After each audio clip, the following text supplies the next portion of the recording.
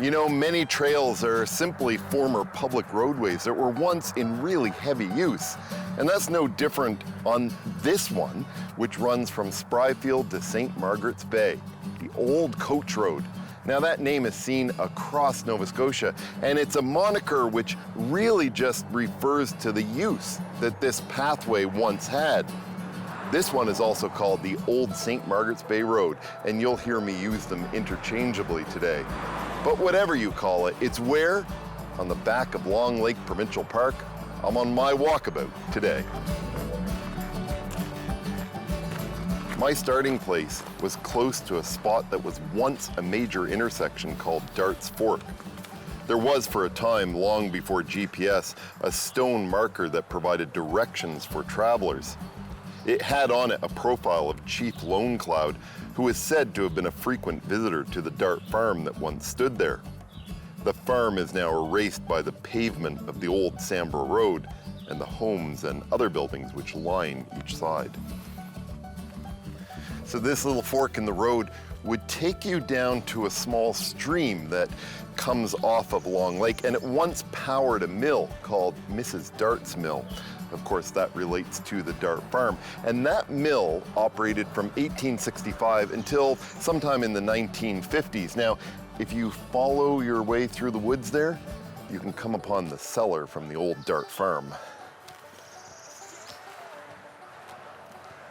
Think about this trail. Not a trail, but rather a road. A dirt road where the wheels of stagecoaches rumble. Wooden wheels sometimes caught in the ruts.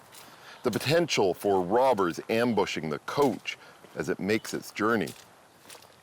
Over the years, the road was replaced and often realigned. This section has long since been replaced by Highway 333, the Prospect Road, where I'll end up today, and of course, even more recently, Highway 103, which will take you all the way to Yarmouth. A journey that would have once taken many days can now be accomplished in under 3 hours. I've started out from a relatively little-used trailhead off the old Sambro Road. This land is provincial park, but it is easy to hit some of the crossroads and wander in and out without even realizing it. So if you were to follow this trail to the end in Glen Margaret, you'd travel 30 kilometers or so. Now, most of that route is actually still legally considered a public highway. And the Department of Transportation maintains that right-of-way of 66 feet. But it is a K-class designation, which means it's actually unmaintained. Cars aren't going to be driving along it anytime soon or anytime in the future. This portion, which goes through Long Lake Provincial Park, is actually the only portion of the trail which has lost that designation. This is no longer a highway. This is a trail. The park itself covers almost 5,200 acres, and while provincial, it is managed by the Long Lake Provincial Park Association. The managed and signed trails, around 5 kilometers of them, are mostly found on the other side of the lake and are built not with provincial government funds, but with money from fundraising efforts. The park itself lies within the watershed of Macintosh Run, a water system running from Long Lake to the Atlantic Ocean at Herring Cove. Now, for a long time, Long Lake and the surrounding environment was impacted by acid rock drainage, which resulted from water diverted during the construction and expansion of the nearby Bears Lake Business Park. Over time, the construction of engineered wetlands in response to this pollution has improved and mitigated some of this pollution. Long Lake is now a popular swimming and boating location. In fact, it's rated as one of the best swimming lakes in the city. You know, although you can't see Long Lake itself from this part of the trail, it isn't that far away.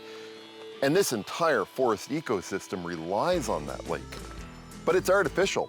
It was created in 1848 by the damming of Beaver Lake, which then combined with Cocked Hat Lake as the waters rose by 25 feet. From 1850 until about 1974, that system was the city's main water supply. And in fact, to this day, parts of that system, like the chain lakes, remain the emergency supply for the city of Halifax. Now, as strange a name as Cocked Hat Lake is, believe it or not, down near Portuguese Cove, there is another body of water with a similar name, Cocked Hat Pond.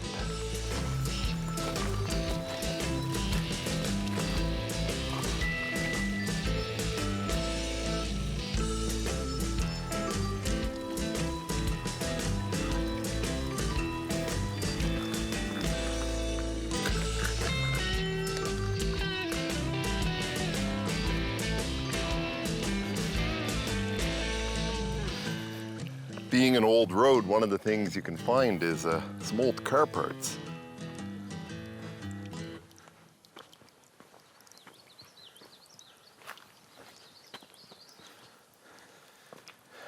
So the idea of having a park at Long Lake was certainly not new. These days, the main part of the park, the most popular part, is on the other side of the lake. But at one time, there was a plan for a picnic park over here on the shore. And road construction was started, although it never made it all the way to the lake. However, the remnants of that road remain, and now a popular hiking destination coming off the old Sambro Road, and this is the remnants of that construction. Now, it left such a blight on the landscape that you can actually see it from the air, but it's called the Scar Road.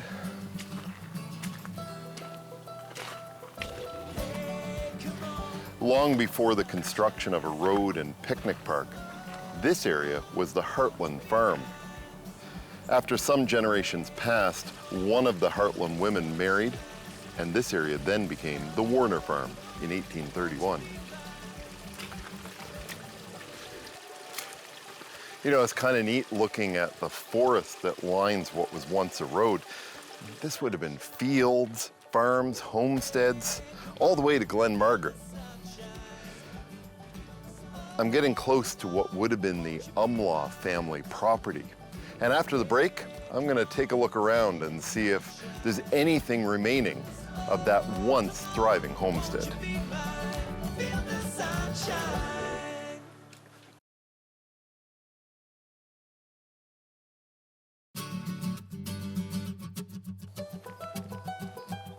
Well, I'm on the old St. Margaret's Bay Road, or the old Coach Road, traveling across the backside of Long Lake Provincial Park, and I've reached the Umlaw Homestead. Now, you can just imagine the type of vehicles that would have passed here right up into the 1950s, from horse-drawn carriages right up to some gasoline-powered ones. And you know, looking at a photo of this homestead from the 1930s, it looks nothing today like it did then. John Umlaw purchased this farmland around 1862 in a really interesting deal. He purchased it from a grandnephew by the name of John Wagner, and he got it for below cost.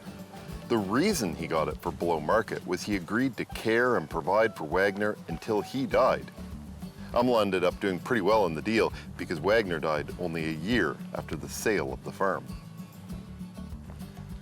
And this is all that's left of the former Umlaw house. There are lots of foundations around here and different parts of the farm, but this was the house.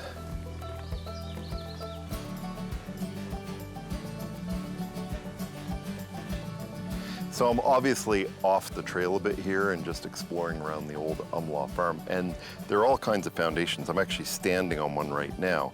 And at some point after the farm was gone, somebody has driven down the road and had a bit of a mishap, I would guess, because a car has gone down where they probably didn't realize was an opening between buildings. But you know, you can look all over this property and find different things, from foundations to old farm parts, you name it. I mean, this was somewhere where families lived and they worked for many generations.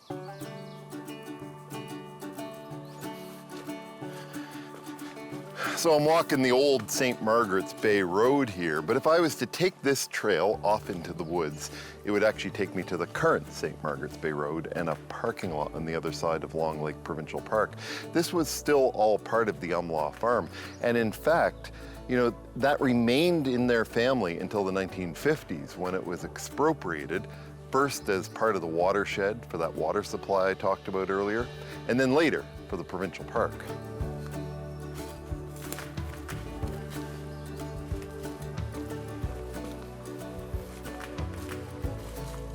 So as you head down the trail, you'll eventually come to this spot.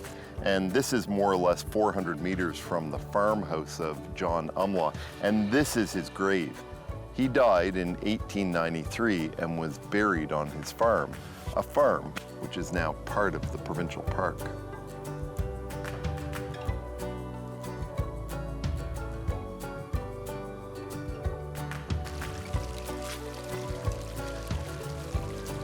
Well, I'm back up on the old St. Margaret's Bay Road, and I've reached Beaver Dam Brook, and this brook goes all the way down to Long Lake, like so many of the other watercourses in here. There are two pathways just behind me on either side. One goes to the left and towards Spruce Hill Lake, and the other goes towards the St. Margaret's Bay Road. Both are really wet and overgrown, and I don't recommend them. This road was an important transportation link between Halifax and St. Margaret's Bay in the early days of Nova Scotia's colonial history. A map of the interior of Nova Scotia, drawn by Titus Smith between 1801 and 1802, shows this road already constructed and identifies its endpoint as St. Margaret's Bay or Charlotte's Bay. So Titus Smith was a child when his family fled the American Revolution, and they settled in Nova Scotia. Now, Sir John Wentworth hired him, when he became older, of course, to map the entire province of Nova Scotia so they could assess it for its naval value. The Navy was looking for places to grow hemp to make rope for ships. Wentworth instructed Titus to visit the, quote, most unfrequented parts, particularly the banks and borders of the different rivers, lakes and swamps, and the richest uplands, unquote. He spent 150 days in the forest, hiking, mapping, and drawing plants. Today, his work remains as the best detailed record of the province from the time.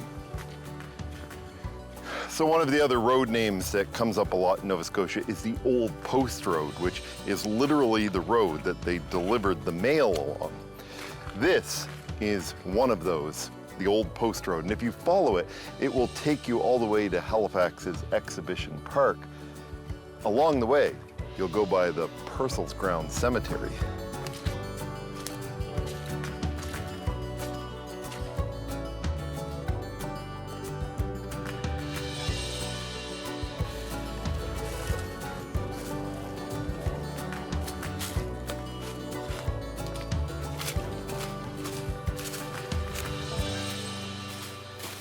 So I'm just coming in a little ways off the main trail, in fact, only a few meters, and I'm following the flagging tape to yet another cemetery. Now, this is the Marriott family cemetery, and this would have been the Marriott farm.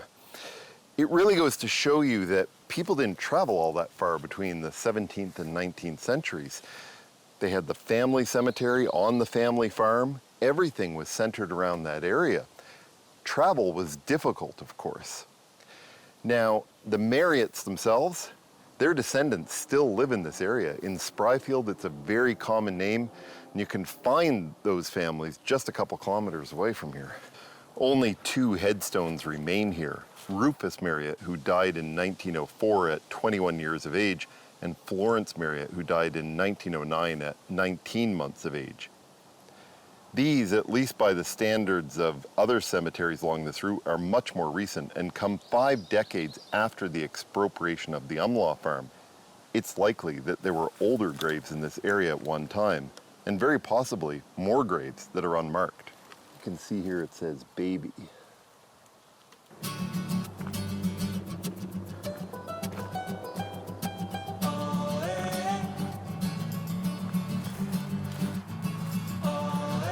Well, this very small parking lot along the very busy Prospect Road marks the end of my hiking for today.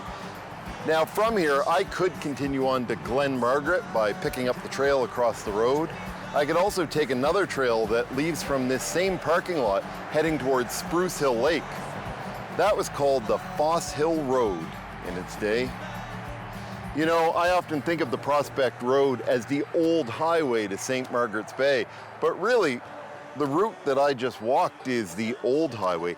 That's the route that heard the wagon wheels rumbling by, and then later on heard the early gasoline engine. Things have certainly changed on that route. Well, after the break, I'm trading an old highway for a climbing destination, not too far from here.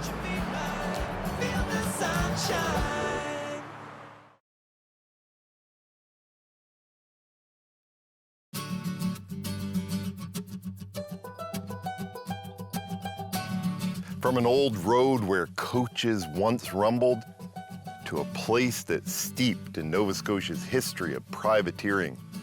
I'm in Terrence Bay on the edge of the Rogues Roost Wilderness area, headed out on the Sorrow's End Trail. And that's where my walkabout finds me today.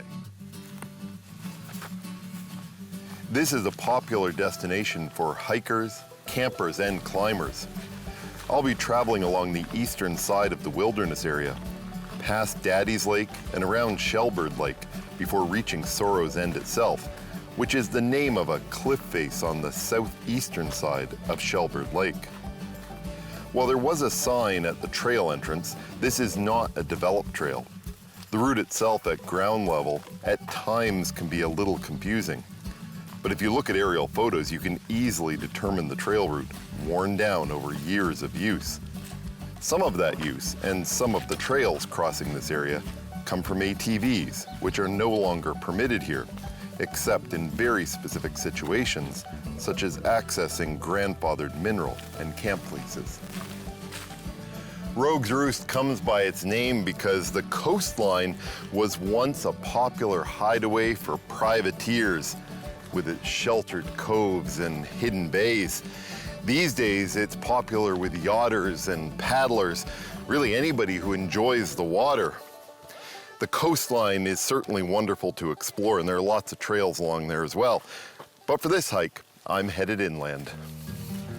This wilderness area comprises 1,140 hectares and was established by an order in council in 2015.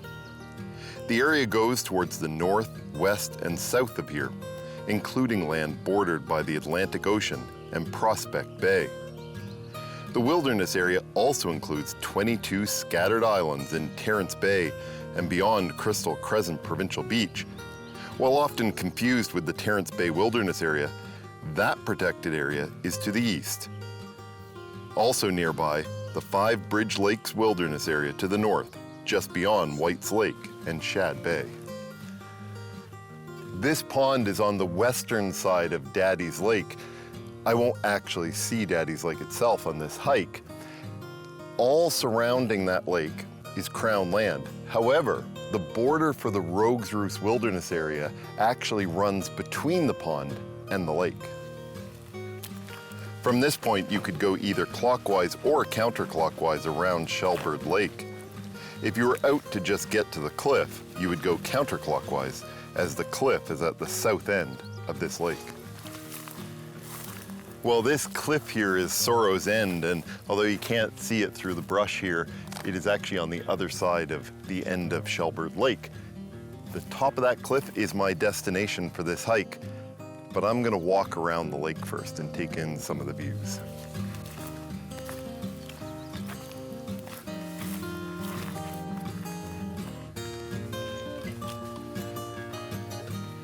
This is one of a couple of popular campsites around this trail. As I make my way past the top of Shelburne Lake, the trail will pull away. You could likely bushwhack across the top of the lake, but it would be a lot of work. Following the trail makes much more sense here. At this point, I'm about 375 meters beyond Shelburne Lake, really at the turnaround point to where I'm gonna start coming back around the bog. Now, this area is an exceptional example of granite coastal barrens, which are an important ecological feature of this part of Nova Scotia. Conservation concerns in barrens are unique. In addition to concerns over human impact like vehicles damaging sensitive bog areas, Invasion of grasses can also destroy the balance in a barren. In Nova Scotia, coastal barrens are almost exclusively found along the Atlantic coast and are found on headlands such as this. The regions tend to exist on the hardest rock types in the province and often have poor drainage, with acidic soils making mosses and evergreens common. This area may look less diverse than some of the province's forests and mountains, but that couldn't be further from the truth. Sorrow's End is very popular with climbers. In fact, it's probably one of the most popular cliffs or crags on this side of Halifax Harbour. A number of routes up the cliff face have been recorded and even named, and many routes have bolts in place for climbing rigs. The main wall is to the south of the rock face, and a second climbing area is found to the north. So the name Sorrow's End, you know, the origins for names of places and locations are often difficult to discern. Sometimes they're lost to history, and sometimes the origins you hear are simply urban legend. The old coach road, of course, is pretty easy to figure out. After all, coaches used to travel that route to the South Shore before the route itself was replaced by modern highways. Who knows, perhaps Sorrow's End has a connection to the privateering days that is richly remembered in the term Rogue's Roost. Or maybe rather than the privateers' days, it was named by someone with a passion for Shakespeare, who came upon this spot and felt their troubles melt away in the great outdoors. The phrase Sorrow's End are the last words of Shakespeare's most famous sonnet, Sonnet 30. In that sonnet, Shakespeare refers to his youth as his dear friend. He thinks about all the woes he's had over his life, from lost loves to places he will never see again. These thoughts bring him to tears. He bemoans the things that he wanted to see or do, but did not, saying, "I sigh the lack of many a thing I sought." Sonnet 30 ends with the realization by the writer that all of the experiences he has had during his life are actually greater than the things that he has missed. And as he thinks on that and he thinks back to his youth, it lifts his spirit and his sorrows end. And that is what is written in the last line of Sonnet 30. When Shakespeare writes, "But if the while I think on you, dear friend, all losses are restored and sorrows end." Wherever your next walkabout finds you, I hope it lifts your spirits.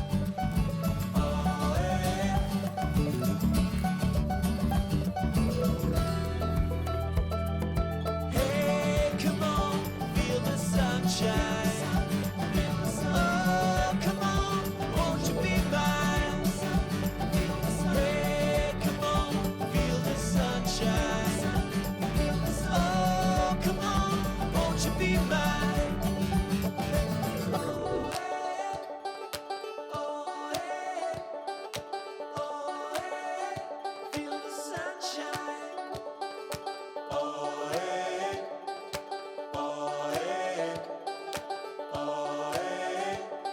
Sunshine.